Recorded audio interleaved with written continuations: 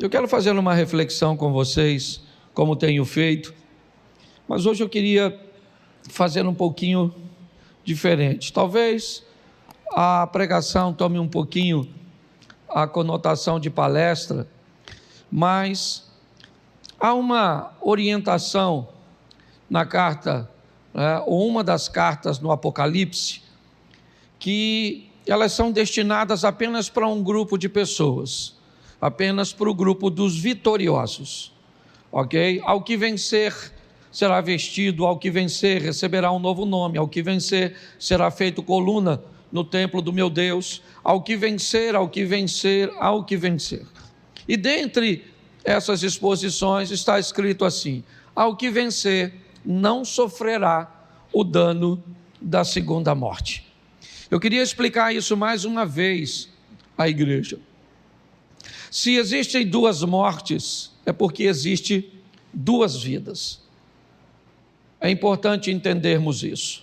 A palavra morte, na verdade, traz a conotação de separação. O indivíduo morre quando o espírito se ausenta do corpo. Essa é a primeira morte. Assim que o espírito que dá vida, aquilo que fornece a eletricidade para o cérebro, para o coração, quando esse espírito vai embora, certo? Aquele que foi soprado no homem, ele é trazido de volta por Deus. Quando ele inspira, certo? Ele tira o espírito do homem e aí o homem enfrenta a primeira morte. A segunda morte também traz a conotação de separação, e essa agora não fala mais de corpo nem de espírito. A Bíblia diz que o corpo é pó, do pó veio e para o pó ele voltará. O espírito, a Bíblia diz, o espírito está pronto, o espírito retorna para Deus. Mas o que está em jogo agora é a alma. E a alma, agora, ela vai sofrer, né, a segunda morte ou não. Se a primeira morte é quando o espírito se separa do corpo, a segunda morte é quando a alma se separa de Deus. Na próxima quarta-feira eu vou estar falando sobre uma passagem bíblica e nós vamos ter um pouquinho a visão do que é dois indivíduos que morreram e como aconteceu sua vida e como a Bíblia narra sua morte. É uma parábola contada por Jesus do rico e do Lázaro. Então eu vou mostrar um pouco a algumas pessoas que talvez tenham dúvidas o que acontece depois que você tem que enfrentar a primeira morte. A primeira morte é para todos, ok? Todos têm que enfrentar esse ambiente, a não ser que Jesus retorne, aí é uma, né? E aí nós vamos ser arrebatados, é outra história. Mas eu queria que você entendesse isso. Há duas vidas. Uma é eterna e uma vida terrena. E quando a palavra morte entra, ela entra para tirar você deste mundo e a possibilidade de tirar você de Deus. Então, por isso que a Bíblia diz: ao que vencer, não sofrerá o dano da segunda morte. O dano da primeira morte, todos nós vamos ter que enfrentar. A primeira separação, espírito do corpo. Mas a alma de Deus, nem todos vão ter que enfrentar essa morte. Tá certo? Então, eu preciso te mostrar a preocupação que Deus tem com essas duas vidas. Algumas pessoas acabam caminhando para a extremidade. Aliás, esse tem sido o cenário nos últimos anos. Eu falei isso ontem aqui na conferência de homens. Como a estrutura está nos afastando, certo? E nós outrora fomos afastados por pessoas. Hoje não somos mais afastados por pessoas. Hoje somos afastados pelo algoritmo, certo? Da internet, que descobre o que você gosta e que alimenta você com o que você gosta. Então, a cada dia que passa, se nós olharmos, numa das coisas que ficam mais nítidas neste momento que enfrentamos, são posicionamentos políticos. Se você é alguém de esquerda, o tempo inteiro você recebe conteúdo de esquerda. Se você é de direita, você recebe o tempo inteiro conteúdo de direita. E a cada dia você fica cada vez mais de direita, e a cada dia o outro fica cada vez mais de esquerda. Isso significa que nós estamos nos afastando. Não sobra ninguém para o centro. Não sobra ninguém equilibrado. São dois extremistas, são dois ativistas, caminhando para a esquerda, caminhando para a direita. A minha pergunta é: até quando esse elástico vai sustentar isso? E eu vou te dar uma notícia: ele não vai arrebentar. Ele vai puxar os dois lados para o centro, e nós vamos viver um colapso. Nós vamos enfrentar um choque. É isso que está acontecendo. É isso que acontece no mundo islâmico entre judeus e palestinos. E é isso que acontece em muitas outras nações. E quem é que está fazendo isso, pastor? Não é mais homens, não precisa mais dos homens. É a inteligência artificial. Ela identifica, nos alimenta, nos afasta, certo? E a cada dia que passa nós ficamos mais intransigentes. É assim que funciona. Mas vamos voltar aqui agora, por quê? Porque eu quero mostrar a você a preocupação de Deus com a sua vida. E que tipo de vida? As duas. Alguns extremistas acham e se preocupam apenas com sua vida material. É verdade? Outros se preocupam apenas com a sua vida espiritual. Alguns acham que, a vida material é o mais importante, aliás, sequer acreditam em vida espiritual. Outros se detêm apenas na vida espiritual e acham que não tem que fazer nada para a vida material. E a minha preocupação hoje é falar com você sobre e enfatizar essa questão de vida terrena. Por quê? Porque nós vivemos debaixo de uma lei de semeadura. E eu queria mostrar algo. Se você gosta de anotar, vai aí, apesar de ficar gravado. Deuteronômio, vamos começar por aqui. Deuteronômio 30:19. Coloca aí esse texto. Talvez ele traga luz para você.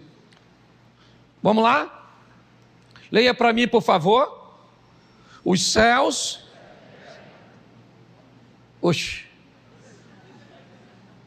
Pode deixar o outro, esse aí tá bom. Os céus e a terra tomo por contra que eu tenho a vida e a bênção e a... Escolhe, pois, a vida para que tu e a tua... Feche seus olhos. Deixa o texto aí, por favor. Senhor nosso Deus e Pai, em nome de Jesus, continua falando conosco. Usa-me como um canal de bênção nesta hora, pelo poder do nome de Jesus. Amém, glória a Deus, amém? Preste atenção que Deus está falando nesse texto. Me parece que Ele está se referindo a toda a vida. É uma comunicação global. Ele diz: os céus e a terra, esteja você onde estiver, eu tomo hoje por testemunhas, entre eu, Deus, e você. É isso que Ele está dizendo. E eu quero que eles testemunhem o quê? Que eu tenho feito uma proposta para o ser humano. E a proposta que eu tenho feito para ele é vida ou morte. É bênção ou maldição. E ele termina dizendo: escolhe. É um conselho. Escolhe, pois, a vida. Escolhe, pois, a bênção, para que vivas tu e a tua semente. É a proposta de Deus. É importante nós olharmos para esse texto e entendermos o que Deus está dizendo. Coloquei diante de você vida e morte, bênção e maldição. E agora você precisa fazer a sua escolha. Você precisa tomar a sua decisão. E pautado nessa decisão, você terá que arcar com as consequências daquilo que fez, seja de curto, seja de médio, seja de longo prazo. Tem coisas que você fez que não vão aparecer agora, vão aparecer a médio prazo. Tem coisas que não vão aparecer a médio prazo, vão aparecer a longo prazo. Mas a Bíblia diz que tudo aquilo que é feito aqui, certo, vai ser resolvido aqui. Nós vamos ter que prestar conta de tudo aquilo que fizemos. Essa é uma verdade. Qual é o grande problema hoje? Pelo menos eu observando a vida de algumas pessoas, são suas escolhas. Elas são bem atrapalhadas. Se você quer viver bem sua vida, deixa eu te dar um texto pequeno que pode mudar sua vida para sempre. O Deus que você e eu servimos é tão bom que Ele resumiu tudo o que você pode imaginar na Bíblia apenas em um capítulo, o capítulo 1 de Gênesis. Se você ler Gênesis 1 e entender a dinâmica que Deus criou para o homem viver e aplicar na sua vida, eu vou falar para você, você vai erradicar praticamente 100% dos problemas que você enfrenta. E aqui hoje eu só quero citar 2 dicas. Haja luz e traga firmeza no meio da água, do instável. 2 coisas que nós vamos aprender nessas lições, que começa com céu, terra, fé, tantas coisas que Deus ensina só em Gênesis 1. Você quer, para aguçar a sua curiosidade? Vamos lá. No princípio criou Deus céus e terra. Gênesis 1:1. Mensagem é: aprenda a viver. Coloque o céu em primeiro lugar, ele é prioridade, mas não esqueça da terra, porque você também tem corpo para viver aqui.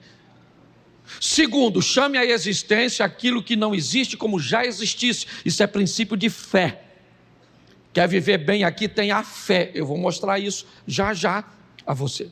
Quer mais? E disse Deus: haja luz. Não faça nada sem antes ter conhecimento sobre aquilo que planeja fazer. Ou então chore depois por perder dinheiro, por se relacionar com quem não deve, por levar prejuízo e por passar seu futuro corrigindo o passado, enquanto gente está passando seu futuro gozando do presente que construiu. Essa é a grande verdade. Está assim de gente servindo o mesmo Deus. E o que elas enfrentam? Um embate, o resultado daquilo que fizeram. Traíram, mexeram, mentiram, compraram o que não devia, se envolveram onde não devia e está vivendo paralelamente com o outro. E o que o outro está fazendo? Se divertindo, comprando, brincando, sendo feliz. E parece que você é um desgraçado. Quando na realidade, o que você está vivendo é o reflexo do que você fez. O que o outro está vivendo é o reflexo do que ele fez. Porque não há injustiça. Os céus e a terra tomam por testemunha entre eu e você. Estou te propondo vida e morte, bênção e maldição. Escolha a vida ou então escolha a morte. Escolha a bênção ou então escolha maldição. Mas pare de olhar para a vida do que escolheu vida e do que escolheu bênção. Senão fica difícil. É responsabilidade e não culpa.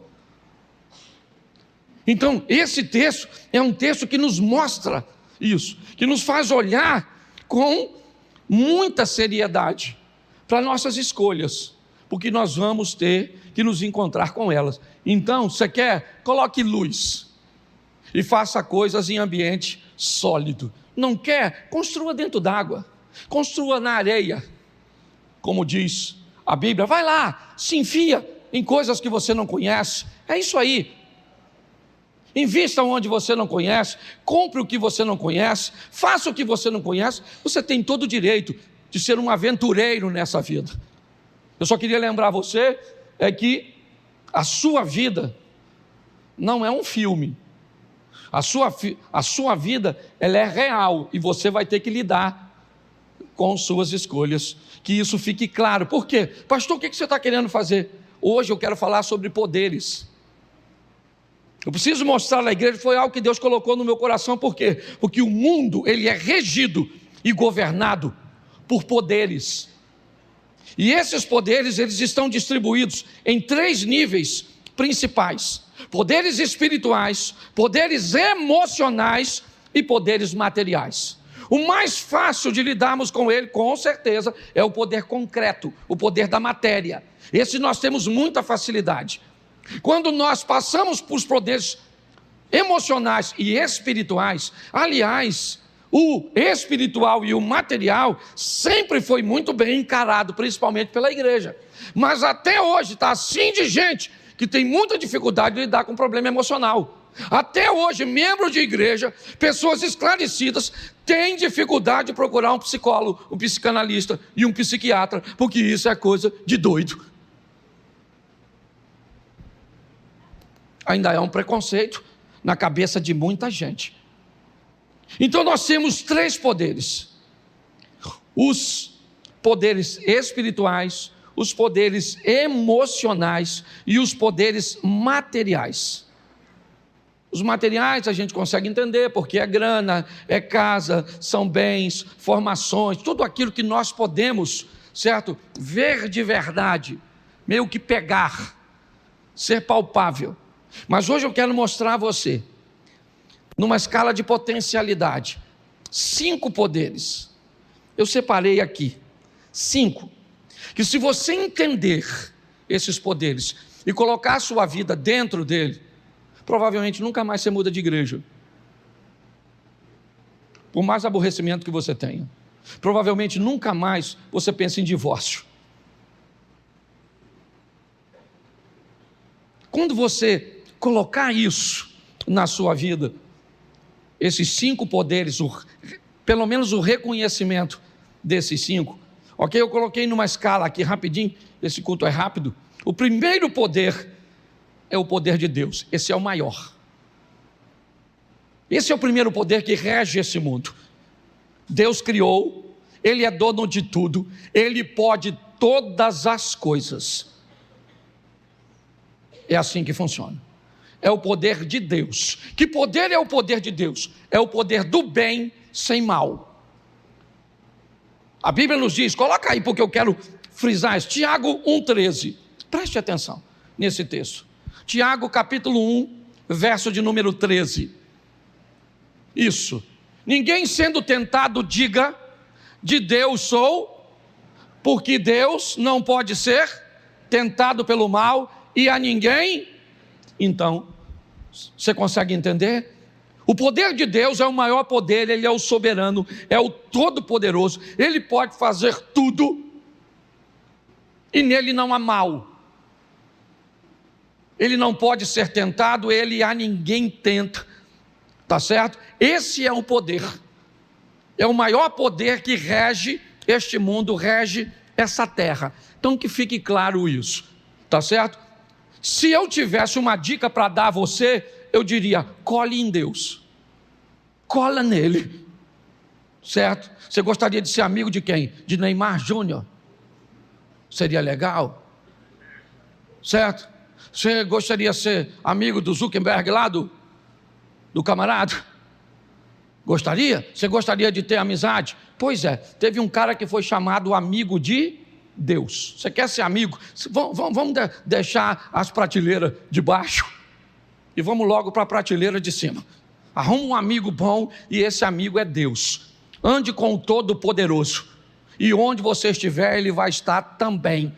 E se Deus é por nós, quem será contra nós? Hashtag fica a dica.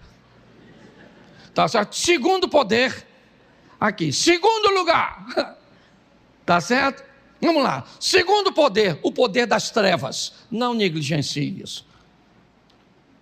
Aquela musiquinha debaixo do meu pé. Debaixo do... Cuidado com esse troço.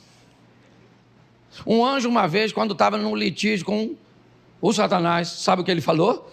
A Bíblia diz, ele não ousou dizer outra coisa, a não ser, o Senhor te repreenda. Não brinca com Satanás não, porque o cão é o cão. Tá certo? Eu vejo muita gente querer poder na igreja. Deixa eu te dar uma dica fantástica. Queira poder na igreja, mas nunca se esqueça que quando um pastor fraciona poder, ele fraciona demônio. Poder nunca vai sem demônio. Você está entendendo? Quando você assume um cargo, assume um poder na igreja, quando alguém lhe confere isso, seja o que for, por menor que seja, o pastor mandou uns diabinhos para tu. Por gentileza, quem está afim dos demônios, levanta a mão que eu tenho bastante para dividir. É só para deixar claro, porque às vezes as pessoas querem o cargo, mas não querem os demônios que vão junto. Pastor, minha família, isso, todo mundo me provoca, isso. Eu não vou falar não, eu estou vivendo uma tentação onde eu moro, que só o sangue do cordeiro. Deixa quieto, que senão eu desabafo. E púlpito não é para isso. Tá certo? O segundo poder é o poder das trevas. É o poder, certo? É o poder do mal que pode oferecer um bem momentâneo. Eu preciso explicar que a estratégia de Satanás trabalhar desse poder, ele é um poder que pode trazer o mal vestido de bem. Ele pode trazer a desvantagem na roupagem de vantagem, o prejuízo vestido de lucro. Entendeu? A infelicidade fantasiada de felicidade. O poder das trevas. Os dois que eu estou citando ainda são subjetivos, é verdade, porque está no campo do poder espiritual. Lembra que eu falei espiritual, emocional e material? Então, preste atenção, você não vence Satanás sem Deus. Não existe ninguém mais poderoso que Satanás, a não ser Deus. As misericórdias do Senhor são a causa de não sermos consumidos. Sabe o que Jesus falou para Pedro? Pedro, Satanás me pediu autorização para mexer, para cirandar, para envolver, para atrapalhar a sua vida, e eu não autorizei. Quer mais? Satanás, disse Deus, tende visto meu servo Jó, íntegro, reto, que me teme e se desvia do mal? Sabe o que o Satanás disse para Deus? Também, ele te teme à toa, eu não posso tocar em nada dele, tudo que ele tem está protegido pelo Senhor. Dá para entender porque é melhor andar com Deus? Então não brinque com o poder das trevas, não brinque, e agora não dá mais, ou você já aceitou Jesus, agora você é um inimigo declarado do cão. Tem gente que vai para a igreja, nossa, fui na igreja hoje e achei um absurdo, a igreja ficou falando de Satanás. Eu falo Satanás, Satanás, Satanás, Satanás, Satanás, que o povo precisa saber que ele não é brincadeira, que ele existe. Ah, pastor, mas ele veio para roubar, matar e... Não, o texto não está falando de Satanás, esse texto, ele está falando do falso pastor.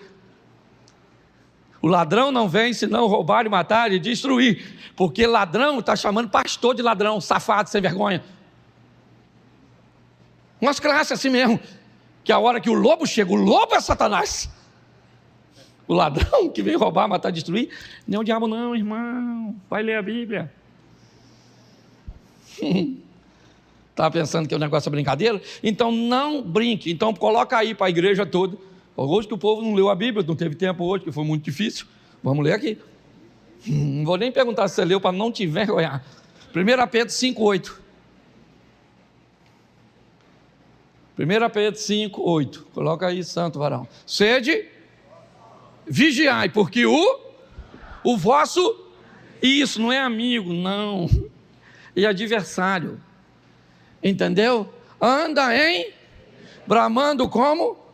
Buscando a quem possa tragar. Para Satanás os fins justificam os meios. Entendeu? Esse dia eu vi um pastor, eu não vou falar nome, pensa num cara feio. Mas feio. O homem normalmente não é bonito, mas o cara é um troço. Mas ele era pastor de uma igreja, meu irmão. Mas pensa numa igreja. Se tu vê a mulher que deu mole para ele e ele pegou, irmão, não tem como ser o diabo. Mas pensa numa mulher, não era uma mulher, era a mulher, maluco. Se você olhar de longe, de perto, fuçasse a mulher, foi feita à mão, a dona, mas daquela jeitosa mesmo, uma cavala, que quando ele viu a mulher, dava para identificar de longe que era o Satanás, porque ele veio a esse mundo desprovido de beleza. Uma mulher daquela nunca. E ele não viu, não pegou. Perdeu a igreja, perdeu a família. E logo depois, perdeu a mulher. A mulher voltou para os confins do inferno, porque só vem nessa vida para acabar com a vida dele. Você está rindo?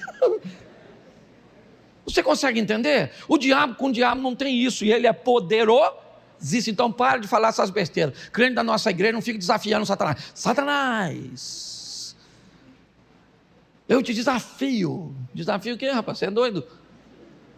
Ah, mas Deus está comigo, tá? Mas mandou tu desafiar? Não mandou, Deus sai fora e fala, vai subir para a segunda vida. Não. Não sofrerá o dano da segunda morte, mas da primeira, lasque-se. E venha. Estás afim? Então não brinca com esse troço não. Maturidade. Primeiro poder, o poder de Deus. Segundo poder, o poder das. Terceiro poder, o poder do propósito e fé. Presta atenção, não tem fé sem propósito. O propósito precede a fé, senão não faz sentido. O terceiro grande poder nessa vida, certo? É o poder do propósito associado à fé. Tá certo? É quando o emocional, propósito e fé aciona, certo? O poder em você e no céu. Aqui eu quero falar de duas fés, certo? Primeira fé, a fé da autoestima. Aquela confiança que você tem em você, que está assim de gente aí fora que não anda com Deus, mas que faz, que se forma, que emagrece, que acontece, que não sei o quê, e vai, e você fica. Nossa, pastor, deu uma sorte desgraçada ele. Sorte o quê, rapaz? O cara estudou. Certo? Trabalhou. Você tem que ter fé em você. Está assim de gente, ganhando o mundo com fé nele. Sim ou não? Sim. Gente com pensamento positivo. E vamos embora, rapaz, vamos trabalhar. Levanta de manhã, pobreza nenhuma resiste a 14 horas de trabalho. Ah, trabalhar, miserável. Não é verdade? Trabalha que eu quero ver que a pobreza, a miséria vem para você, 14 horas trabalhando. A miséria fala, rapaz, só em olhar para ele eu fico cansado. Agora nessa vida aprenda uma lição poderosa. Nunca atrapalhe a vida dos ricos, nem ajude pobre. Pastor, o senhor é louco? Quando eu estou falando ajudar, é ajudar quem Deus está tratando. Estou chamando de pobreza, não quem está sem grana, quem está sem Deus. Quando alguém estiver sofrendo muito, antes de se meter, vai no primeiro poder de Deus e pergunta, Senhor, o que é isso que está acontecendo aí? Estou querendo ajudar, mas estou com medo de ser o Senhor tratando. Se tem alguém que eu não quero como inimigo, é o Senhor. Se o Senhor está tratando, Deus abençoe. Só não mata, se o Senhor puder. Você já tentou ajudar alguém que Deus está tratando e quase que tudo se lascou? Lembra na visita do Josafá com Acabe? Josafá, pensa num cara maneiro. Depois você vai ler que eu não posso ler tudo. Josafá, pensa num cara maneirinho, andava com Deus. Josafá, um reizinho, maneiro. O Acabe fez uma festinha na casa dele, chamou Josafá. Lá vai Josafá, para a casa de quem não deve. Sentou lá na comidinha, toma um negocinho. O miserável do Acabe falou, Josafá, amigão, nós somos quase parentes. Estou indo numa guerra aí, você não vai comigo não? Josafá falou, eu vou. Você me ajuda? Ele falou, ajudo. Pensa, depois você lê, mas não desgraça. Quase que o Josafá morreu. Sabe o que o infeliz do Acabe fez na hora da guerra? Olha o que o Acabe fez. Falou, Josafá, você vai vestir de rei e eu vou vestir de soldado. Só que o rei inimigo, sabe o que ele falou? Não mata soldado nenhum, mata só o rei. Quem é que está vestido de rei? O Josafá. A guerra começou, os caras falaram, todo mundo em cima do rei. Vamos pegar Acabe, mas Acabe estava de soldado. Foi todo mundo atrás do Josafá. Josafá, pocotó. Correndo, Josafá falou, Senhor! E Deus estava falando. Se tivesse chamado antes, não tinha passado esse aperto. Alguém identificou, não é Acabe, é Josafá, pararam de perseguir. E o Acabe lá está bem assim, ó, quietinho. Aí um cara estava mexendo no arco assim, ó, disparou sem querer a flecha perdida. E você acha que Rio de Janeiro é violento, com bala perdida?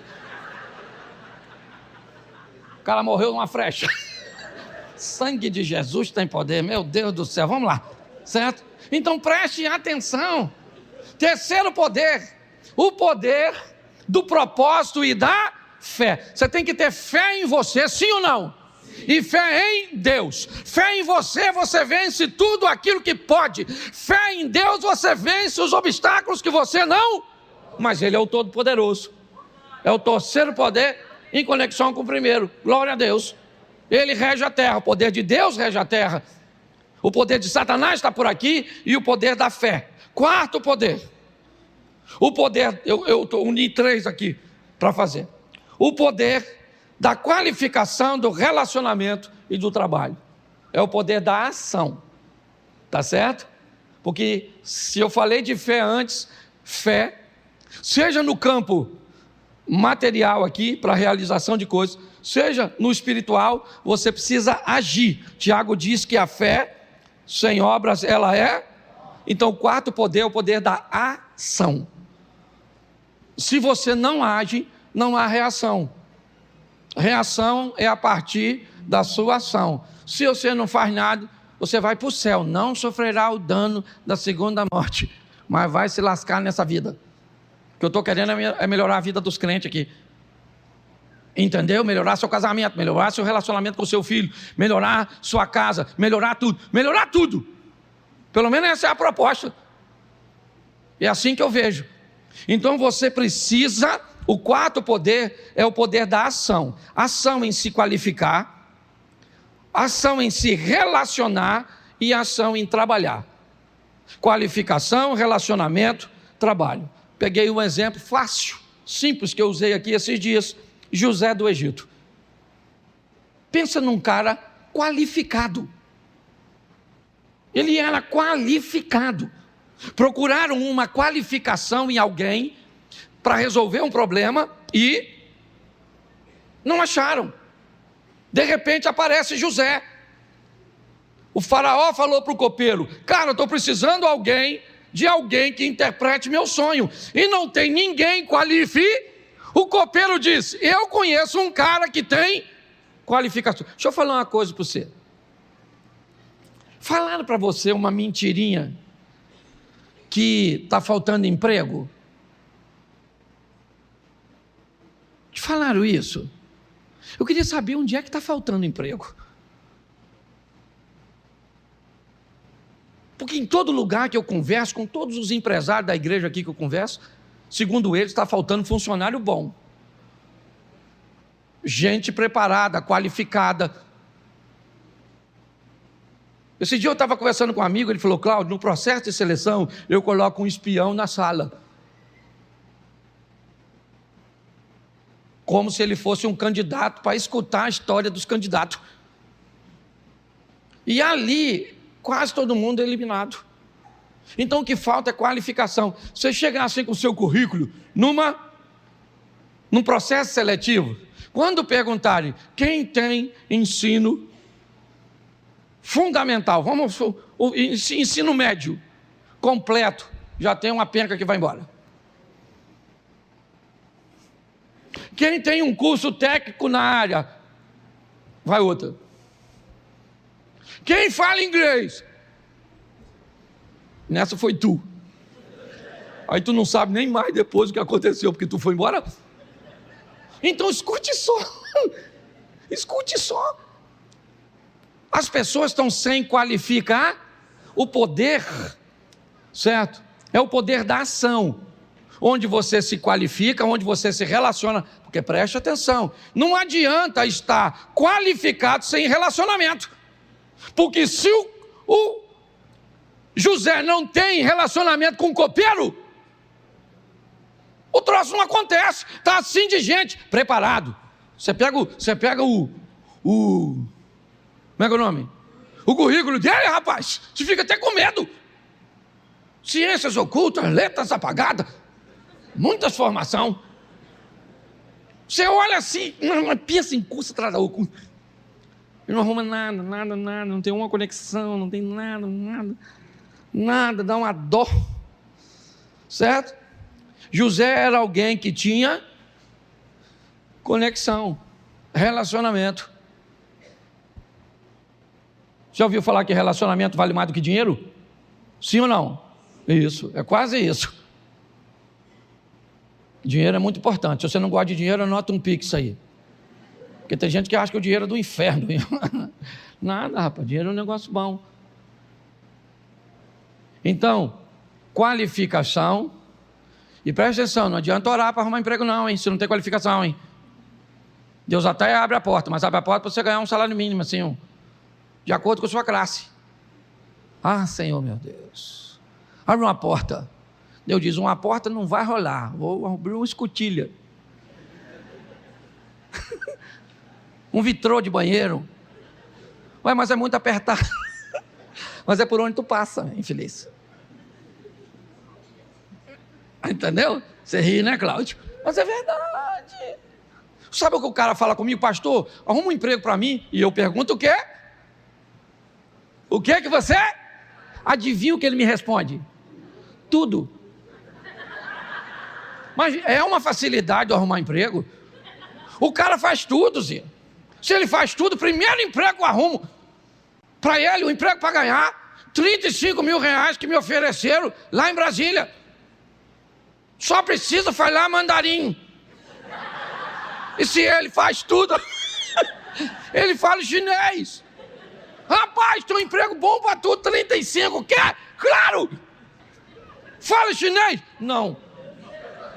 Ué, mas você não falou que fazia tudo? Não, mas é tudo menos o chinês. Então vai ficar fácil.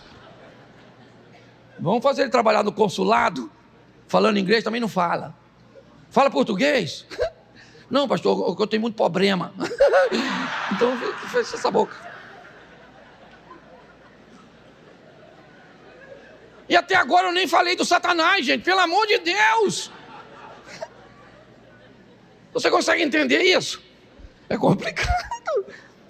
Certo? José era alguém qualificado, sim ou não? Era alguém que tinha relacionamento e era muito trabalhador. Pode notar, quanto mais bem sucedido o cara é, mais o cara trabalha. O que não é, não entende. Rapaz, você que essa vida, você acorda 6 horas? Eu sei que a sua, não, eu assim, 6 horas, eu até acordo, boto o relógio para despertar, mas aí eu olho, 6 horas da manhã, né? Jesus vai voltar mesmo para quem tem, para quem não tem. Quem sabe ele não volta hoje, vou sair não. Sangue de Jesus tem poder, meu Deus do céu. 5º poder. Suponhamos, isso aqui é terrível. Suponhamos que o cara tem o primeiro, Deus, deu uma pernada no segundo, que é as trevas. Se, estruturou no terceiro, que é propósito e poder. Foi para o 4º, qualificação, relacionamento mas o 5º poder, ele é fantástico. Ele é o poder da administração. Ele rege esse mundo. E preste atenção, esqueça a quantidade. O bom administrador, ele administra bem o recurso que tem. Hoje eu estava conversando com um cara, ontem, fui jantar com o Galdino, e aí surgiu o assunto, e ele falou assim, pastor, Minha mãe e minha tia, elas ganham 2 salários mínimos. Pastor, elas têm dinheiro para emprestar. E só ganha 2. Então preste atenção, o bom administrador, ele sempre administra bem. Ele pode não ter tanto recurso, porque o recurso dele é pouco. Por isso que a Bíblia diz que aquele que é fiel no pouco, ele é fiel no... Por quê? Porque o assunto é fidelidade, não é a quantidade. Sabe qual é o grande problema? Algumas pessoas não criam um ambiente de disciplina para si. Por quê? Porque elas fazem pouco caso do pouco. A Bíblia diz, não negligencie o tempo das pequenas coisas. Se você ganha pouco, beleza, está tudo certo, eu respeito isso, entendo. Mas a minha pergunta é, quanto desse pouco você tem guardado? Ah, pastor, para falar a verdade, olha, eu sempre só consegui economizar R$5 por mês. Tá? Nos últimos 10 anos, eu estou guardando R$5 por mês. Isso é um administrador extraordinário. É o que ele pode fazer. O outro guarde 100, o outro guarde 500, o outro guarde 1000. Administração. É comprovado, queridos, é comprovado que se hoje, pegar todo o dinheiro do mundo e distribuir em partes iguais para toda a população da terra, 15 anos depois, o dinheiro vai estar de volta nos mesmos bolsos, por causa da administração. A administração é um poder que pode jogar tudo que você fez do lado de Deus, do lado da fé, do lado do trabalho, certo? Da conexão e da qualificação, do lado do relacionamento, tudo fora, se você não administrar. É importante que nós venhamos entender isso, porque, preste atenção aqui, eu já estou terminando, Mateus 25:15, dá uma olhada nesse texto, Mateus 25:15.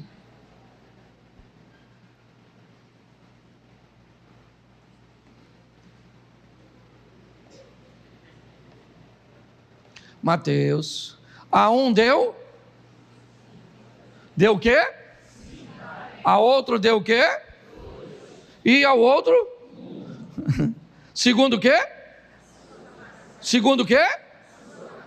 Bom, então ele recebeu segundo a sua capacidade, segundo a sua qualificação, voltando no anterior, tá certo? Depois que distribuiu, ele fez o quê? Isso, ele voltou para o céu. Vamos aqui traduzindo de uma forma bem prática, simples. Deus veio aqui e distribuiu 5 para um, 2 para outro, 1 para outro, tá certinho, tá bom, foi para longe, voltou para o céu, tá beleza, um dia ele volta, e quando ele volta, bota o verso 28, mas o que recebera um, foi e cavou só que eu falei 28, aí botou 18, me atrapalhou aqui. Isso, presta atenção. Tirai-lhe, pois, o talento e dai ao que tem. Presta atenção, nessa parábola, o proprietário distribui para 3, segundo a capacidade. Preste atenção. O cara que ganhou 1, ele não merecia ganhar 1. Só que o homem dessa história, ele é Deus, sim ou não? Sim. E Deus é tão misericordioso que dá a oportunidade, o cara, de ter pelo menos 1. Quando ele volta, ele pergunta ao cara que ele deu 5, ele diz, bom, eu fiz seu dinheiro dobrar, ganhei mais 5. O outro disse, eu ganhei mais 2. E o outro disse, olha, eu fiquei com medo, eu enterrei esse, o que eu tenho é 1 para te devolver. O que ele diz? Pega esse 1, entrega o cara que tem 10. Você consegue entender isso? Administração. Hoje muitas pessoas sofrem com essa questão. Sofrem. Não pode ganhar nada. Se ganhar qualquer coisa em algum ambiente, o cara ganha uma herança. Tem gente que ganha na loteria. Deixa eu te explicar uma coisa. Sucesso não tolera ambiente inseguro. Não tolera. Sucesso não gosta de ambiente inseguro. Pessoas podem até dar sorte, sim, e alcançar o sucesso, mas se ele não tiver um ambiente seguro, sabe o que acontece? Ele vai embora. Eu vi isso acontecer, está aqui, ó. Seu marido foi um homem tão próspero, Tito Domiciano, ela é minha prima, eu posso falar aqui que estou falando da nossa família. Tito Domiciano, tão próspero. Adelso, meu irmão, tão próspero. Como é que eles morreram, Lu? Parece que deram sorte, mas não criaram um ambiente seguro para a sorte permanecer. Boa administração. Cuidado com isso. É importante nós entendermos isso. Então a fidelidade, sabe, e a boa administração é algo que nos expõe a entendermos que podemos estar do lado de Deus, podemos ter fé, podemos nos qualificar, trabalhar, ter conexão, certo? Porém, se nós não administrarmos bem, nós vamos ter problemas sérios. Minha proposta hoje aqui, com essa mensagem, é fazer você entender o quanto Deus quer te ver um vencedor, segundo a sua medida. E para isso eu termino botando Mateus 13, 18. Dá uma olhada nesse texto. Mateus 13, 18. 13, 8, perdão. 13, 8, volta para o 8. E outra caiu em boa, e aqui caiu em boa terra, ela deu, sim, 1 a 100, outro, e outro, presta atenção, a terra é boa. Mas se você observar, a produtividade é diferente. Uma semente, ela produz a 100. Outra produz 60. E outra produz a... Isso aqui está oferecendo um ambiente de escala muito importante. Muito importante. Porque o mais pobre, o menos produtivo, produziria 30. Esse cara aqui, se alguém tentar fazer ele, ou o cara do 30, a produzir 100, ele morre. Porque não é para ele.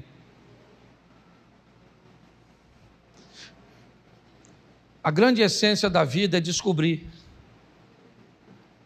em que ambiente você está. Hoje, a teologia da prosperidade tentou levar todo mundo para o 100. A oposição da prosperidade é a miséria, onde você não pode ter nada, nem os 30. Nós precisamos entender, eu vou em muitos ambientes onde as pessoas fazem isso, ou tenta puxar o cara para o 30, ou tenta puxar o cara do 100. Aqui é o seguinte, se tu é do 100, não produza 99, produza 100. Se você é do 60, pode até acontecer um mês, em um momento, de você produzir 70, mas fique tranquilo, volte à normalidade, pois isso pode matar você, ou te trazer insatisfação, se tornar um pão de dores. para você que produz 60, se negue a produzir 59. Produza o melhor e faça o melhor que você puder. É assim que funciona. Aqui, pode produzir um mês, um momento, um ambiente sazonal, passageiro. Você vai a 50, beleza. Se você ficar lá, você morre. Porque você não foi chamado para produzir aquilo. Então, se sua vida é numa bicicleta, beleza. Se você achar que toda casa que tem um carro na garagem tem satisfação, prazer, alegria e plenitude, você está muito enganado. Qualquer ambiente que estiver fora, certo? Ele está descompensado. De fora ele pode até parecer bom, mas quem está dentro sabe que não é. Nós passamos esses dias, eu e Mary ontem, eu acho, na frente de uma casa e vimos todo mundo conversando, que é um ambiente muito comum deles. E eu falei, nossa, eles se reúnem ali sempre daquele jeito. E ela falou assim para mim, Cláudio, e às vezes eles são muito mais felizes do que nós, vivendo no modelo deles. Não quero viver no modelo dos outros. Então eu volto aqui e digo a você, em primeiro lugar, entenda que o mundo é regido por esses poderes. O número 1, Deus, fique com Ele. O número 2, trevas, se afaste dele. O número 3, propósito e fé, pegue ele. O número 4, qualificação, relacionamento e trabalho, invista nisso.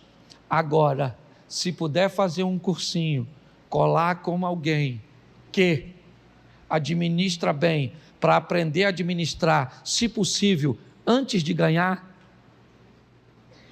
vai te ajudar bastante, ou então você nunca vai ter coisa nenhuma. E não é isso que Deus quer. Não é isso que Deus quer. Não é isso que Deus quer. Não é isso que Deus quer. Não é isso que Deus quer. Não é isso que Deus quer.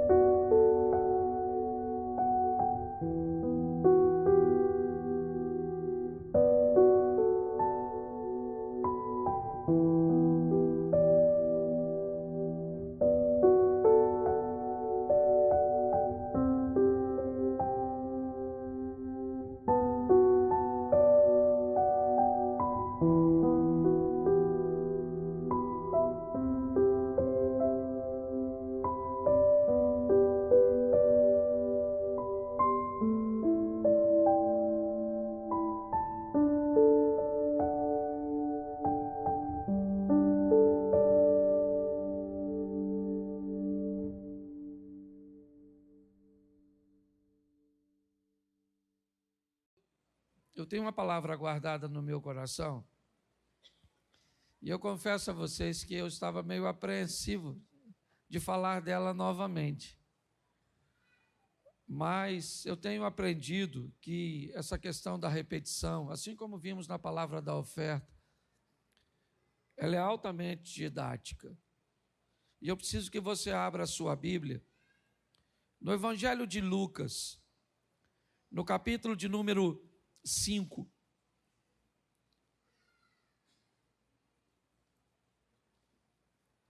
A partir do versículo 1.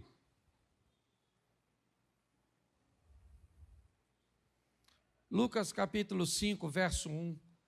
E aconteceu que, apertando a multidão para ouvir a palavra de Deus, estava ele junto ao lago de Genezaré. E viu estar 2 barcos junto à praia do lago, e os pescadores, havendo descido deles, estavam lavando as redes. E entrando num dos barcos, que era o de Simão, pediu-lhe que o afastasse um pouco da terra e, assentando-se, ensinava do barco a multidão. E quando acabou de falar, disse a Simão: faze-te ao mar alto e lançai as vossas redes para pescar. E respondendo, Simão disse-lhe: mestre, havendo trabalhado a noite toda, nada apanhamos, mas por que mandas, lançarei a rede. E fazendo assim, colheram uma grande quantidade de peixe, e rompia-se-lhes a rede. E fizeram sinal aos companheiros que estavam no outro barco, para que fossem ajudar. Foram, e encheram ambos os barcos, de maneira tal que quase iam a pique. E vendo isso, Simão Pedro prostrou-se aos pés de Jesus, dizendo: Senhor, ausenta-te de mim, porque sou um homem pecador. Pois o espanto se apoderara dele e de todos os que com ele estavam, por causa da pesca que haviam feito. E de igual modo também Tiago e João, filhos de Zebedeu, que eram companheiros de Simão. E disse Jesus a Simão: não temas, de agora em diante serás pescador de homens. E levando os barcos para a terra, deixaram tudo e o seguiram. Feche os seus olhos. Senhor nosso Deus e Pai, em nome de Jesus, eis aqui a Tua palavra, continua falando conosco, usa-me como um canal de bênção nesta hora, pelo poder do nome de Jesus. Amém, glória a Deus. Amém. Nós temos a narrativa de Lucas no capítulo 5, trazendo na ótica dele, como fora o primeiro encontro de Jesus com Pedro, como aconteceu o chamado de Pedro. Lucas narra que o chamado de Pedro vem depois de um momento extremamente desafiador, um ambiente de decepção, onde Pedro está cansado, onde Pedro está frustrado, porque ele não pescou nada.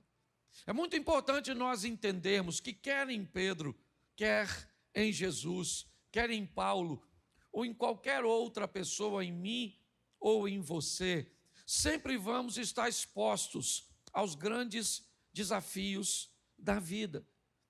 Quando você acompanha Jesus discipulando aqueles homens, quando você acompanha Pedro na sua trajetória, e é isso que nós vamos olhar hoje, é importante você entender que a vida nunca foi fácil para ninguém, então também não será fácil para você.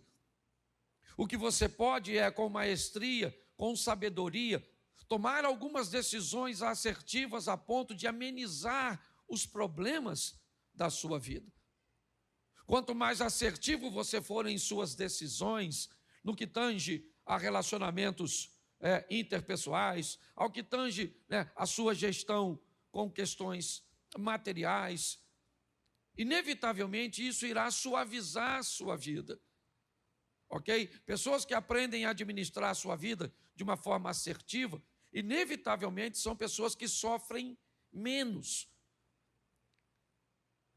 Então, quando olhamos para isso, nós vamos ver Jesus envolto a isso, uma equipe um pouco disfuncional. Nós temos Tiago e João querendo sentar em lugares privilegiados, Pedro reclamando do acontecido, Jesus fazendo uma terapia de grupo. Ele é incompreendido por alguns na ótica de Judas, que esperava um revolucionário, certo? Tem dificuldade de lidar com André em alguns momentos, com Filipe. Sempre foi um grande desafio. Mas também para aqueles que resolveram viver com Jesus, o desafio não era diferente. E aqui eu gosto da trajetória de Lucas, porque Lucas narra algumas coisas muito particulares que aconteceram com Pedro. E o texto que eu expus para vocês aqui fala do ambiente profissional de Pedro. Pedro está preparado ou se preparando para ir à pesca noturna, junto com seu irmão André, Tiago e João, certo? E com o pai de Tiago e João, Zebedeu. Eles têm uma pequena cooperativa de pesca. Eles sobrevivem daquilo. Pedro não é aquele que sai à noite para pescar por hobby. Ele não é aquela pessoa que, se o resultado não for bom, ele tem uma outra fonte de renda. Ele é um trabalhador que sai de casa para obter resultados, para levar recursos para casa. É um serviço pesado, cansativo. Há um ambiente de insegurança muito grande. Ele precisa lidar com uma série de variáveis e de fatores, como o vento, como, certo, não vou dizer maré, porque eles estão num lago, mas há uma série, a temperatura da água, uma série de fatores que poderia fazer dele alguém bem-sucedido. Me parece que Jesus já escolheu a base de seu ministério pescadores, porque eles não podem ser pessoas fracas. Pescadores precisam aprender a lidar com frustrações. Pescadores precisam aprender a lidar com o cansaço, com o ambiente, com vencer o sono, a lutar muitas vezes contra o vento. Me parece que na base de seu ministério, Jesus prepara pessoas prontas para, independente como tenha sido ontem, essas pessoas não podem desanimar, elas têm que prosseguir, elas têm que continuar. Pedro está vivenciando este momento, provavelmente trocando seu barco de lugar, avaliando aquele mar com a ótica de sua expertise, de suas experiências anteriores. Para você ter noção, um pescador, certo, profissional, ele é tão hábil que ele pode perder uma rede no mar e saber onde a rede está. Eu não sei se você já pescou com alguém assim, Elzi, que às vezes a rede solta e você olha para o mar, é tudo igual, você não tem um ponto de referência. Mas a habilidade é tão grande que ele consegue muitas vezes passar uma garateia, certo? Colocar alguma coisa para recuperar essa rede. Quando nós olhamos a habilidade de Pedro, ele é habilidoso. Ele vai pescar a noite toda, mas aquele dia ele não pesca nada. O dia está amanhecendo e, ao olhar para o fundo de seu barco, o que Pedro vê é um vazio. Não tem grana, não tem dinheiro, não tem recursos. E é assim que ele vai voltar para a praia. Tudo bem, um pescador sabe que um dia é do pescador e o outro dia é do peixe. Ele sabe que não dá para ganhar todas, não dá para vencer todas. Ele precisa estar pronto para entender que em algumas adversidades e batalhas nós vamos perder. Mas nós não vamos perder a guerra. Essa é a grande verdade. Mas batalhas nós precisamos estar preparados para lidar com frustrações, com perdas, com danos, com traições, com perseguições, com adversidades. Essa caminhada cristã não é feita para gente mole, pelo menos no que tange a vida. No que tange a salvação, o que nós precisamos é crer em Cristo, mas é muito mais do que ser salvo. Antes de ir para lá, nós temos uma vida para apresentar aqui nesta terra. Pedro está vivendo isso. E o que ele olha é o dia amanhecendo, o sol, o tão desejado sol, para a maioria, certo? Daqueles que esperam amanhecer para trabalhar, é a resposta de que aquela noite foi frustrante para Pedro. Ele não pegou nada, nada. O que ele tem é cansaço. Volta para a praia com seus amigos. Eles estão provavelmente em 2 embarcações. Com barcos vazios, Pedro olha agora para a sua rede. E o que tem na rede é exatamente o que ele não gostaria que tivesse: trabalho. Apesar de não pegar nada, a sua rede voltou suja. As algas, as sujeiras estão na rede. Ele não pode deixar e guardar a rede suja daquele jeito. A umidade, inevitavelmente, ela vai danificar as malhas da rede. O ontem foi ruim e o que ele deixou? Resíduos desagradáveis. Mas se eu não tirar esses resíduos do ontem, a Bíblia diz que todo dia traz consigo o seu mal. O resíduo de ontem se acumula com o de hoje que um de amanhã, e já você está pessimista, negativista, olhando para a vida com a perspectiva de fracasso e achando que não há sucesso para você. Eu não sei como foi seu ontem, mas Deus manda te dizer, se ele foi bom ou ruim, ele passou. Se ele foi bom o suficiente, ele não foi bom o suficiente para te dar condições de viver dele o resto da vida. Se ele for ruim, ele não foi ruim e danoso o suficiente para matar você. Ele passou. Bom ou ruim, se você ganhava muito dinheiro ou não ganhava nada, se você tinha muita saúde ou estava doente, não interessa como foi seu ontem. Hoje de manhã eu falei sobre o passado como um dos fundamentos aqui para os casais. Mas Pedro é alguém que consegue olhar para suas redes e dizer: eu estou cansado, mas eu vou lavar. Eu estou cansado, mas eu vou limpar. Eu vou tirar. Por isso que depois de um dia exaustivo, é importantíssimo lavar suas redes. Todos os dias, pegue alguns minutos para dobrar seu joelho. Ou às vezes nem de joelho dobrado dá. Às vezes você, certo, está deitado ou está sentado, não sei, ou está dirigindo. Mas tire uns momentos para falar com Deus sobre as suas redes, sobre as malhas de suas emoções, sobre aquelas coisas que você gostaria que fosse diferente, mas não foram. Pedro está lavando sua rede. Ele vai para casa dormir. É isso que ele quer descansar. Por quê? Porque à noite ele vai pescar de novo. Mas ele não pegou nada, pastor. Não é a primeira vez de Pedro. Provavelmente ele não pegou nada muitas vezes. E apesar de toda a frustração, ele sai para pescar de novo, de redes limpas. Ele vai sair para pescar. É importante você entender isso. Vocês sabem o conceito e a visão que eu tenho de casamento, mas eu não sei o que aconteceu com o seu casamento anterior. Eu só sei que a sua vida não terminou e você precisa prosseguir. Eu não sei o que aconteceu com o seu emprego anterior. Eu não sei o que aconteceu. Mas eu preciso que você entenda, se você quer andar com Jesus, você vai receber dele forças para prosseguir, porque o justo vive da fé, ele não retrocede, ele vai adiante para a conservação da sua alma. É assim que funciona. Por pior que tenha sido ontem, levanta a cabeça, lava essas redes e vamos embora pescar de novo. Eu sei que é terrível para mim falar isso, mas não deu certo, casa de novo.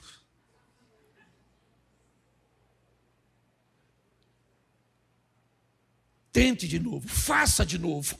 Faça novamente, não entregue os pontos. Ao lado dele você pode, certo, viver coisas incríveis. É lógico que eu falei caso de novo, mas tenho uma série de restrições no que diz respeito a isso. Mas vamos voltar aqui. Nesse ambiente, Pedro lava suas redes. Quando vem na praia, Jesus provavelmente trazendo consigo um grupo que ainda não era um grupo tão grande de pessoas. Vem ele envolto numa multidão, a multidão já o apertava para querer ouvi-lo, e Pedro está terminando de lavar suas redes, jogando no barco, e ele vai para casa comer alguma coisa, provavelmente, e vai dormir para pescar de novo.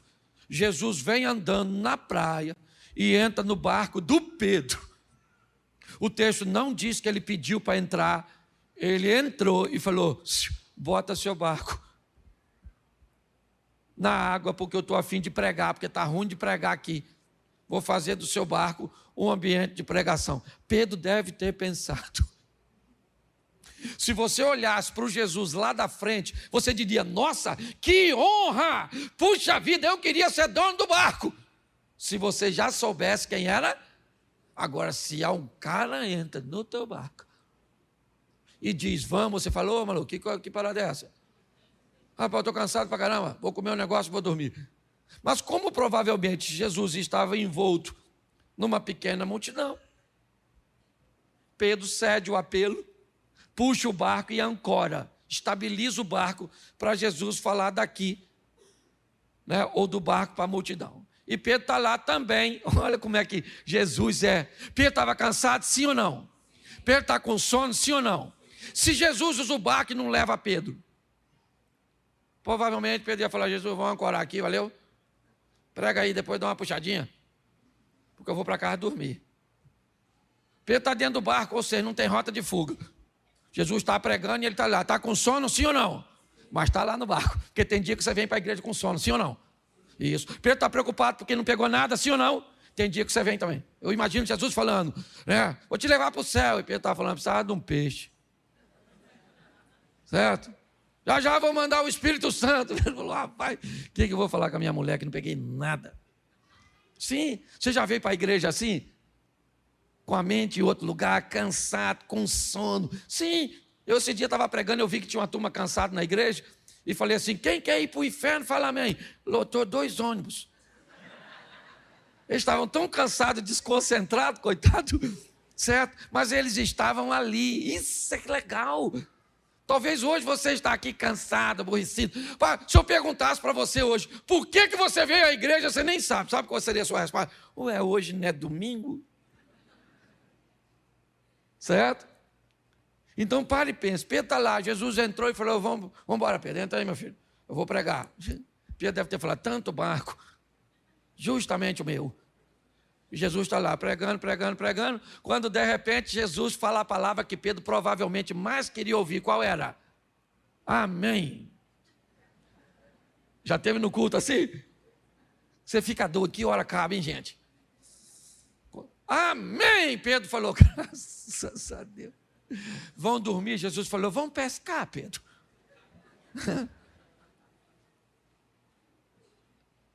Pedro falou, pescar. Nossa, fiz isso a noite toda. Peguei nada. Se de noite não peguei, de dia não vou pegar. Aliás, ele deve estar me chamando porque é carpinteiro. O pescador aqui sou eu. Aí Pedro falou, ó, falar a verdade para o senhor, deixa eu abrir meu coração que nós estamos nos conhecendo agora. Pesquei a noite toda, ô mestre. Tá? Não peguei nada. Dá uma olhada aí para ver se tem algum peixinho. E pior que não pegar nada, gente, é ver o outro barco chegar cheio de peixe. Eu não sei se tinha. Mas pior que não ter resultado é ver os outros tendo. Eu falo isso sempre, não sei você, eu falo de mim. Não sei como é que vocês lidam com isso, mas me dá uma frustração, eu não falo. Você tem inveja? Não, né? Pois é. Eu queria não ter, mas eu tenho. Você compara o seu número com o dos outros? Não compara.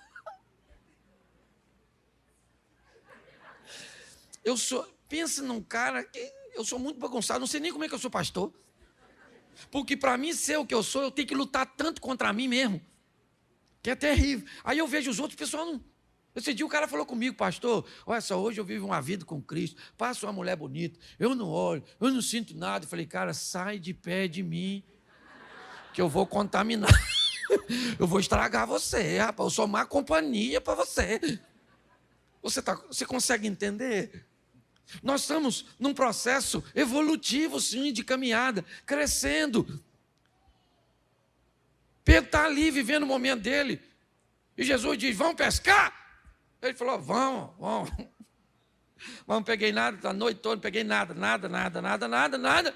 Mas, eu não sei se foi ironicamente, porque o pescador era Pedro e não Jesus. Pedro diz assim, vamos pescar, então vamos. Onde eu jogo a rede? Onde?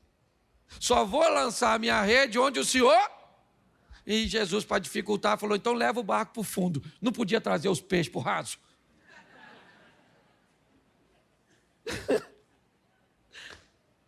Leva o barco para o fundo. Lá vai, Pedro, vamos embora, gente, vamos embora, quer ver? Vamos embora, sujar a rede, de novo, vamos embora. Porque quando ele entra na nossa vida, gente, tem hora que ele manda que façamos coisas que não dá para entender. E não busque entender, obedeça. Porque numa brincadeira dessa você se lasca. Pensa que o cara está na guerra, o comandante fala, todo mundo no chão! Um se jogou e o outro falou, no chão, por quê, gente? Para quê? Morreu. Tem ambiente que você não tem que parar para pensar, porque você obedece primeiro e vê depois. Tem gente que quer ver primeiro e obedecer depois, acaba se atrapalhando. Pedro foi lá, jogou a rede, e o que veio? Veio o que ele esperava, a noite está cheia de peixe. Pensa, ele gritou para os outros amigos, pegaram o outro barco, foram lá os 2 barcos, ajuntaram tudo, está um olhando para o outro, os 4 provavelmente, olhando, que é isso, cara, peixe para caramba, nunca peguei peixe nesse horário, poxa, podia vir pescar com a gente sempre. Então, boa companhia de pesca. Chegou no barco, puxaram para a praia. Pedro falou, aí Jesus, valeu, hein? Estamos juntos. Mas já vi que o Senhor é um homem diferente. O Senhor é um homem santo e eu sou um homem pecador. Então fala o seguinte, não dá para nós viver junto. Valeu, obrigado pelo peixe. Pode ir embora. Estou satisfeito com o que eu ganhei. Tem gente que se satisfaz com tão pouco. É só receber uma bênção que vai embora. É só receber o que quer e vai embora. Deus não quer viver com você um momento. Deus quer viver com você uma história. Ah, mas eu não mereço. Ele é onisciente. Que você não é bom, ele já sabe, não é de hoje. Que você não presta. Aliás, esse dia alguém falou comigo, pastor, estão falando tão mal de mim. Eu falei, fique tranquilo que essa pessoa não te conhece direito e não sabe o tão ruim que você é. Essa é a grande verdade. Pedro agora vai ouvir de Jesus algo extraordinário. Jesus diz, Pedro, eu entrei no seu barco para te fazer pescador de homens. Vamos comigo agora que o negócio... Vamos estar juntos. Nós vamos estar juntos, só não vai ser no barco. Pelo menos no que diz respeito a esse tipo de pesca. Vem comigo e eu vou te fazer pescador de homens. Eu gosto da narrativa de Lucas, ainda que venha um pouquinho fora da colocação. O texto diz que Pedro leva Jesus para sua casa. Na história bíblica, nós já vimos Jesus na casa de algumas pessoas de uma forma muito esporádica, mas na de Pedro não. Ok? Você vai a Cafarnaum, está lá a casa da sogra de Pedro,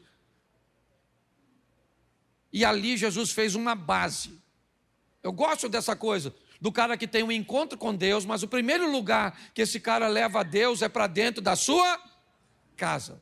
Pedro é um exemplo de que o verdadeiro crente começa em casa, de que os verdadeiros milagres começam na sua vida particular. Jesus vai para a casa de Pedro, porque Jesus disse, eu vou viver com você uma história. Pedro era casado, apesar da Bíblia não falar da esposa dele. E ali, Jesus vai operar um milagre naquela casa, naquela família. Por quê? Porque estava lá a sogra, provavelmente, a esposa de Pedro, algumas pessoas, né, da comunidade. É porque às vezes nós imaginamos as casas da Bíblia e o bairro como se fosse o nosso. Mas Cafarnaum, nos lugarejos menores naquela época, era basicamente uma cozinha comunitária. Era quase como uma estrutura onde a construção era meio circular, ok? E ali no centro se tinha uma cozinha, bem próxima de uma cozinha comunitária. Era mais seguro para se controlar as crianças, para compartilhar. As casas, na verdade, elas tinham a função, pelo menos da classe mais baixa apenas para abrigar as pessoas à noite para descansar. É muito quente, não dava para ficar. Então, quando nós olhamos para aquilo que está acontecendo naquela casa, é a extensão do que Jesus estava fazendo na vida de Pedro.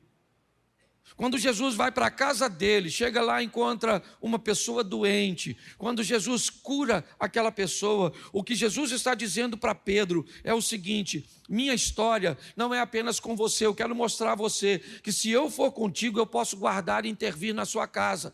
Eu posso fazer por sua família o que você não pode fazer, Pedro. Eu posso fazer isso. É importante nós entendermos como Pedro vai viver essas coisas. Ele viveu coisas com Jesus que ninguém viveu. Ninguém viveu o que Pedro viveu. Ele viu, ele presenciou coisas. Ele ouviu coisas de Jesus que ninguém ouviu. Para trás de mim, Satanás. Rapaz, se eu falar isso com um discípulo aqui, provavelmente o cara nem volta. O senhor me chamou de Satanás? Satanás é o senhor, sua mãe. Jesus falou: ô Pedro, amanhã você vai me negar 3 vezes. Ele falou: vou nada. Ele falou: vamos ver, antes que o galo cante, você me nega 3 vezes. Pare e pense na história que este cara viveu. Ele viu a transfiguração.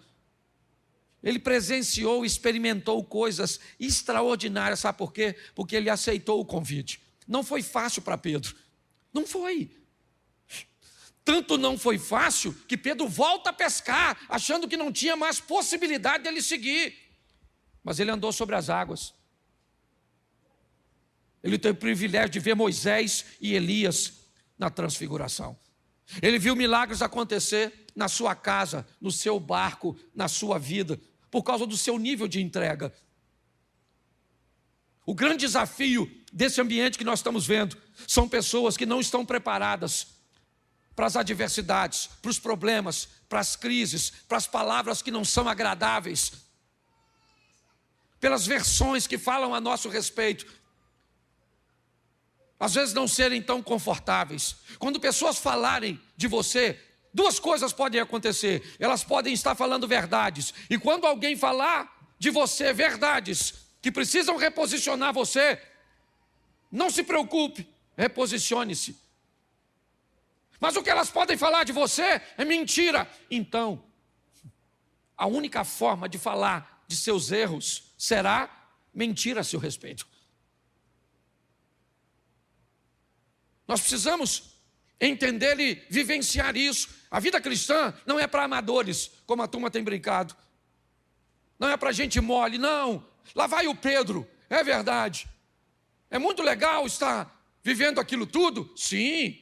Mas vai ver onde eles andavam, onde eles sentavam para comer. Vai ver onde eles dormiam. Vai ver se eles eram bem recebidos em todos os lares. Vai ver quando Jesus entrava num ambiente que Pedro ficava de fora, o que é que as pessoas vinham conversar com ele? Mestre, tem demônio, isso é comilão, isso anda com pecador, isso não é gente boa, isso é um charlatão. Isso, você acha que é só você que hoje ouve falar da igreja, ou mal da igreja, ou mal de Jesus? Não. Pessoas que vão andar com ele sempre tiveram que sobreviver a tudo isso. Nós precisamos entender isso. Pedro está lá, é verdade, aproveitando oportunidades de andar sobre as águas. E eu gosto disso, Mateus 14, a partir do 22. Jesus disse aos discípulos: vão para o outro lado, que eu vou mais tarde, eu vou despedir a multidão primeiro. Eles vão, escurece, Jesus não aparece, o vento é contrário, há uma dificuldade. Preste atenção, Marcos capítulo 4, a partir do verso 35, Jesus repreende o vento e o mar, o que indica que ele tem autoridade sobre vento e mar. Mateus 14, 22, ele manda os discípulos atravessarem o mar e o vento era contrário. Aquele que manda eles irem Não avisa o vento, que é para cooperar. Porque Jesus não está querendo cooperação para aqueles discípulos. Jesus está dificultando para eles, porque está forjando eles, porque está preparando eles. Sabe por que seu casamento enfrenta crise? Não é para você se divorciar, é para você se tornar um homem melhor, uma mulher melhor. Sabe por que você precisa enfrentar adversidades financeiras e muitas vezes passar um período com poucos recursos? Que é para você aprender que a mão do Senhor é a seu favor. E você precisa aprender a gerenciar as coisas. Mas não, todas as vezes que a oposição vem, nós achamos que ela vai nos destruir. Jesus está forjando os seus discípulos, está lá, todos eles, 3 horas da manhã, tudo escuro, envoltos, molhados, preocupados. Quando de repente aparece andando sobre as águas, ele. As pessoas gritam, é um fantasma, tem alguém andando sobre as águas, isso é um absurdo. E Jesus disse, calma gente, sou eu. Calma, sou eu. Estava lá Pedro, Tiago, João, André, Filipe, certo? Bartolomeu, estava lá Judas Iscariotes. Estavam lá todos os discípulos, todos estão vendo um vulto andando sobre as águas, e esse vulto que está sobre as águas, ele está dizendo uma coisa, eu sou Jesus. Ele dizia o quê? Repita para mim, o que é que o vulto dizia? Eu sou Jesus. Está lá para todo mundo, o culto hoje está para todo mundo, Jesus está aqui para todo mundo, o Espírito Santo está para todo mundo, a palavra está para todo mundo, o louvor está para todo mundo, a apresentação do bebê foi para todo mundo. Mas que oportunidade é essa que todos podem receber? Naquele ambiente onde todos estão vendo a mesma coisa, Pedro disse, Senhor, se é o Senhor, eu quero andar em cima da água, eu quero andar sobre as águas. Eu quero andar sobre as águas. Jesus disse, se você quer andar sobre as águas, então saia do barco e ande sobre as águas. Não vai dar para você andar sobre as águas dentro do barco. Pedro vai lá fora para viver o que ninguém está vivendo. Pedro vai lá fora para provar o que ninguém está provando. Pedro vai lá fora para ter a experiência que ninguém está tendo. Sabe qual é o grande problema? Irmãos, é que nós queremos experiências de pessoas que fazem coisas que nós não fazemos. Nós queremos viver coisas extraordinárias, mas nós não fazemos nada de extraordinário. Nós queremos viver o incrível, provar o sensacional, gostamos das experiências dos outros, mas sequer imaginamos o que pessoas fazem para viver tais experiências. O que nós sabemos é que somos frágeis. E que há alguma vantagem nessa pessoa que nós ainda não descobrimos, por isso que ela vive coisa que nós não vivemos. Não é assim que funciona. Estamos aqui e a oportunidade é para todos. Deus não tem filhos preferidos. Mas pessoas saem daqui para tomar decisões diferentes das outras. E decisões, elas geram, né, movimentos e reações a nosso favor ou contra nós. Pedro sai e anda sobre as águas, e 11 discípulos ficam olhando o Pedro andando sobre as águas. Porque Jesus gostava mais de Pedro? Não. Porque Jesus preferia Pedro? Não. Porque Pedro foi o primeiro papa? Não. Porque Pedro não tem a ver com o que Pedro era para Jesus. Tinha a ver o que Pedro era capaz de fazer por aquele momento. Nós precisamos olhar nossa vida numa perspectiva mais ampla. Pedro disse, eu quero andar sobre as águas. Não tinha nada para fazer lá fora. Só tinha a experiência de voltar dali com um milagre. Poder dizer para todos, eu estava de noite num ambiente, eu já tinha vivido com ele uma pesca extraordinária. Eu já tinha vivido com ele um milagre na minha casa. Mas ele me mostrou que no meio de tantos discípulos, alguns podem viver coisas muito particulares, simplesmente porque são capazes de fazer coisas que outros não fazem. Se posicionar como outros não se posicionam. Pedro saiu do barco e andou sobre as águas, sim.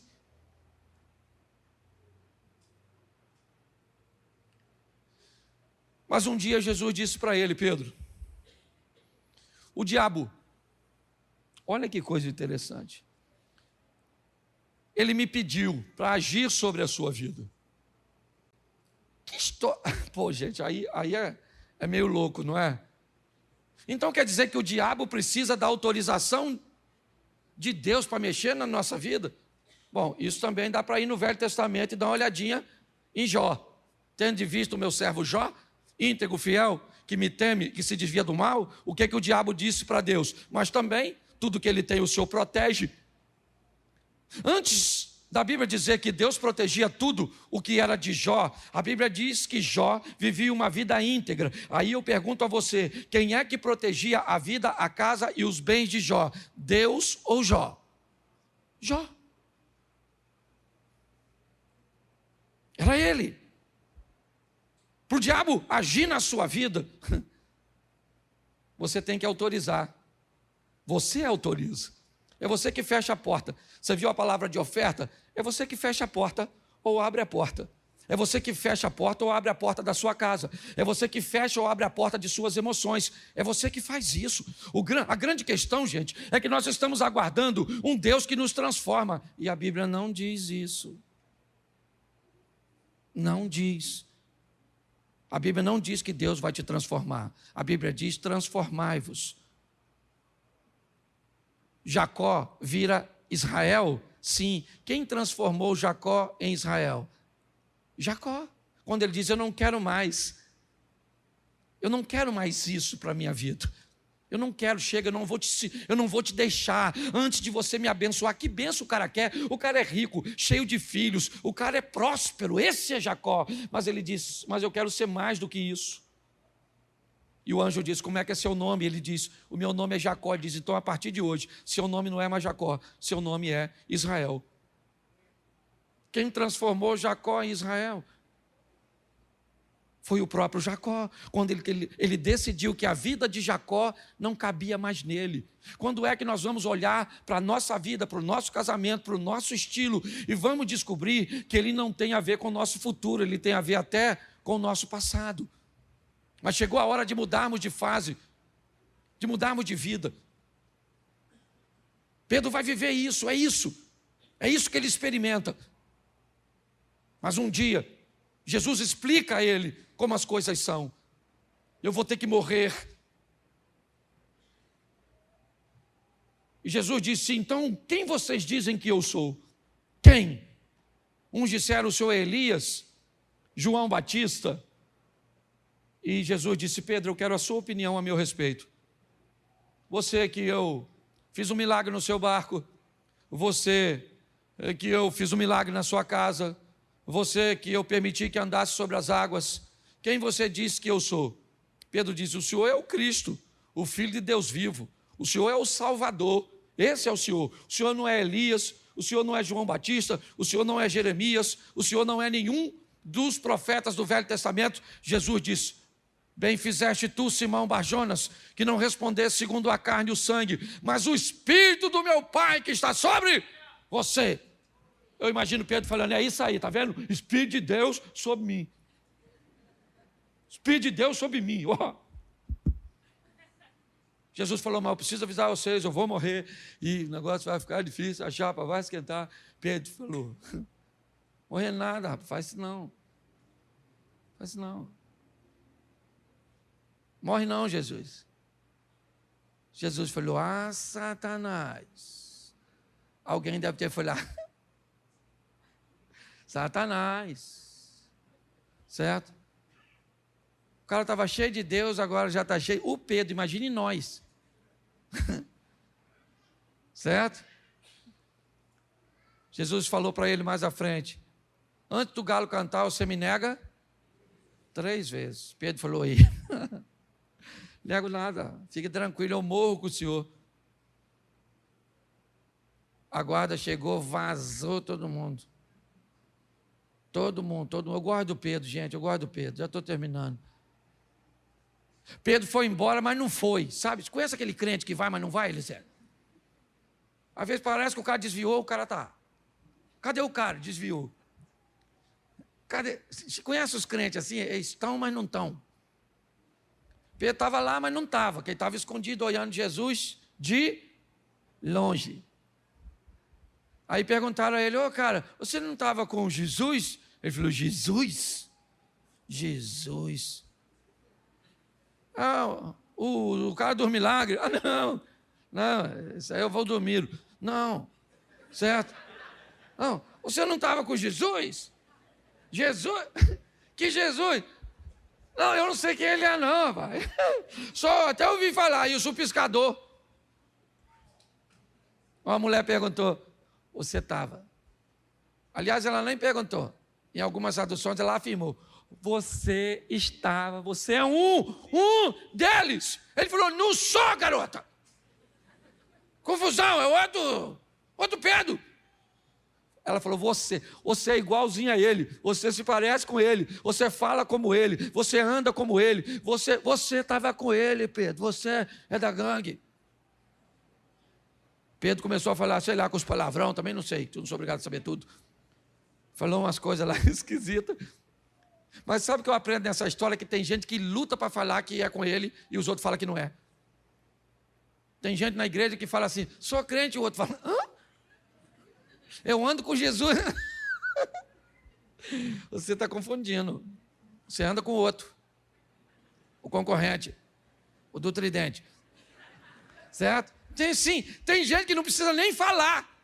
Se você tentar falar que não é crente, você vai para a universidade, para a faculdade, você fala, você é crente? Fala, não sou nada.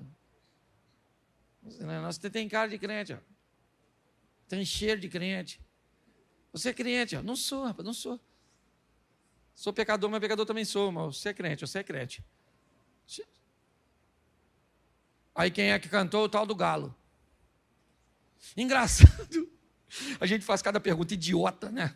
Estava eu na última caravana em Israel, um imbecil, tá gravando? Imbecil. É um imbecil que disse, supostamente, que o galo era uma desgramada de uma trombeta que se tocava. Alguém já escutou falar isso? Palhaçada, tá assim de galo lá. E não é de hoje que os galos. É um imbecil que falou isso, aí eu fui falar, passei uma vergonha, porque escutei uma praga de uma besta e acreditei num fake news. No meio da caravana, 50 pessoas, eu falei, vem cá, gente, esse negócio de galo era uma trombeta assim. Pensa. O que eu queria sumir, queria virar petróleo. Você está rindo, mas é sério. Então Jesus falou, antes do galo cantar, você me nega? Quando ele negou a terceira vez, o galo, ó, pensa, claro. Pensa a cara do Pedro. E Lucas diz que Jesus estava olhando para o Pedro, depois você lê, que eu não vou nem falar onde, mas está logo na frente. Eu imagino Jesus olhando para o Pedro, logo depois que negou. Pedro, não sabe quem eu sou não, né? Estava morando na sua casa, infeliz. Lembra? Tudo bem que eu curei sua sogra, deve ser isso. Que deu um litígio entre a gente, ou não é? Pedro voltou a pescar, gente. Chateado, aborrecido. Sabe? Voltou a pescar. Está ele pescando, volta com o barco. Vazio de novo, ô Pedro. Quando eles estão quase voltando, tem alguém lá na praia com a fogueirinha, com peixinho assado. Ó, só mexendo no peixinho. O João, que enxergava melhor que o Pedro, falou, ô Pedro, Jesus morreu, Pedro? Pois é. Aquele que está lá, eu acho que é ele. Pedro deve ter falado, nada, meu filho, tem tanta gente que parecendo com ele que já até me confundiram. João falou, Pedro, é o mestre. Aí Pedro não aguentou. Ele já pulou do barco, sempre estabanado. Já vai ele correndo, tudo para Pedro era no extremo, ou era tudo ou era nada. Ele era desse jeito. Mas Jesus sabia. Aí chegou lá do outro lado. Devia estar com medo também, né, gente? Se fosse eu não ia sozinho. igual Pedro foi. É ele, João? Mas ele não morreu, João? Não, vamos esperar para ir todo mundo junto, que é mais seguro, não é? Vai que é The Walking Dead, um negócio assim, né? Chegou lá, Jesus olhou para o Pedro, e disse: Pedro, você me ama? Pedro deve ter lembrado, deve ter pensado: amar eu amo, mas tem hora que é difícil. Jesus falou: então apacenta as minhas ovelhas, Pedro.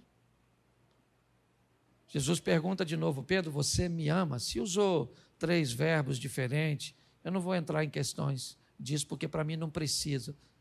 Pelo que eu estou entendendo, uma coisa era muito forte no interior de Pedro, as 3 vezes que ele negou. Então Jesus tinha que trazer o 3 novamente para tratar. E 3 vezes ele pergunta: você me ama, Pedro? E Pedro diz: o senhor sabe, mas não é fácil. E Jesus devia estar dizendo para ele que é fácil, eu não sei. Ou o que é fácil, certo? Eu sei que não é fácil. Mas eu sei que vai valer a pena, Pedro. Apacenta as minhas ovelhas. Evangelho nunca foi para pessoa fraca. Não. Morar no céu é a coisa mais fácil que tem. Para morar no céu eu preciso só do visto, do passaporte para entrar. E Ele é Cristo. Mas para viver na terra enquanto não vamos para o céu, aí temos que aprender a ser gente, amigos, vamos precisar ser irmãos, filhos, pais, sogras, cunhados, vamos precisar ser colaboradores, patrões, chefes, vamos precisar vencer a nós mesmos para virarmos gente. Hoje tem muita pessoa sem gente dentro, faltando gente dentro das pessoas. Vamos sair daqui para entendermos que o Evangelho precisa ser pregado, e muito mais do que pregado com palavras, vivido. E como Pedro, como o pescador, que venceu suas decepções, que ultrapassou as barreiras, que caiu, que levantou, que ouviu coisas boas, que ouviu coisas ruins, que em momento compreendeu o que ninguém compreendia, que no momento da prisão tentou matar o soldado. Essa foi a vida dele. Só que, como eu digo sempre aqui, o Pedro já passou. O Paulo já passou a história do Davi, do Salomão, do Abraão, do Jó. Agora é o Cláudio, o Osias, o Eliezer, a Adriana, a Poliana. Agora é o Washington. Agora é o Pedro, é o Paulo. Agora é a nossa vez. E o Evangelho precisa continuar sendo pregado. Mas ele continua sendo para gente forte. Mesmo assentado, eu quero que você curve a sua cabeça. Feche seus olhos. Eu quero orar com você. Pai, em nome de Jesus. Às vezes queremos viver e sentir coisas extraordinárias. Queremos um relacionamento inicial com profundidade. Entramos, ó Deus, e sem entendimento, sem comunhão, sem nenhum desenvolvimento relacional, queremos sentir, ver, ouvir, ter prognósticos do futuro. Às vezes assim somos, ó Deus, e não entendemos que o relacionamento precede os sinais, que precisamos, independente do ontem, da frustração, dos questionamentos, dos pecados, independente do que as pessoas pensam e acham e falam, a nosso respeito. E diga-se de passagem, ó Deus, às vezes elas têm razão do que falam a nosso respeito. Talvez não tem moral para nos julgar, para nos condenar, mas não falam mentiras a nosso respeito, quando dizem quem somos e o que fazemos. Mas o Senhor sempre soube disso, e mesmo assim sempre nos amou, nos entendeu e nos deu oportunidades. Abrimos hoje, ó Deus, o nosso barco e falamos para o Senhor: pode entrar, porque nós vamos com o Senhor para uma nova vida. Ajuda-nos, ó Deus, pois carregamos o Teu nome, carregamos a Tua imagem. É a responsabilidade de sermos vistos como alguém que Te representa. Move o coração das pessoas que querem andar contigo, mas se portarem de forma indecente, postando coisas que sujam o nome delas, de suas famílias, de sua igreja, e pior, Senhor, sujam o Teu nome, mantendo relacionamentos que Te envergonham, ó Deus, porque querem viver uma vida dupla. Por isso que a Tua palavra diz que os pés de uma pessoa não têm condições de estarem em 2 barcos ao mesmo tempo. Leva-nos aos nossos lares, ó Deus, para mais uma semana que começa hoje, de luta, é verdade, de requerimento de postura, de posicionamentos, de desafios, mas de glória, da manifestação do Teu poder.